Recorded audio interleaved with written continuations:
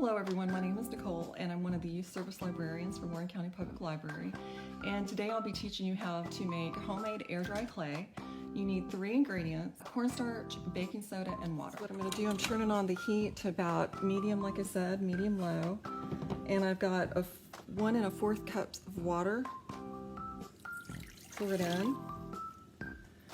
And I said 2 cups baking soda, but you can use 1 3/4 cups to 2 cups. I just went ahead and did 1 3/4 cups because I accidentally didn't get 2 cups and it really worked out great. So we'll just, either way, you can do.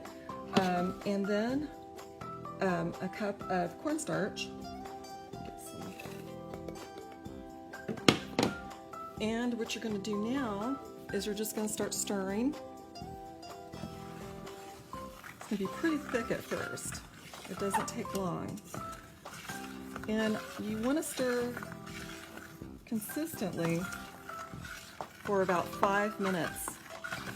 Once it gets to a consistency of mashed potatoes, you want to take it off of the burner and let it cool until you're able to actually handle it. And that's usually about 15 minutes.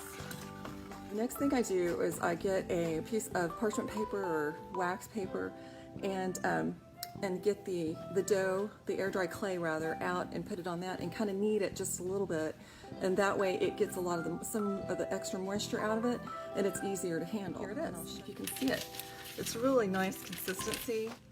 It's a little bit wet. It's better for it to be a little bit wet than, you know, really dry.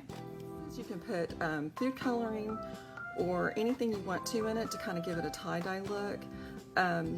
You can use cookie cutters with it, make any kind of shapes. You can make little ornaments, do all sorts of things with it.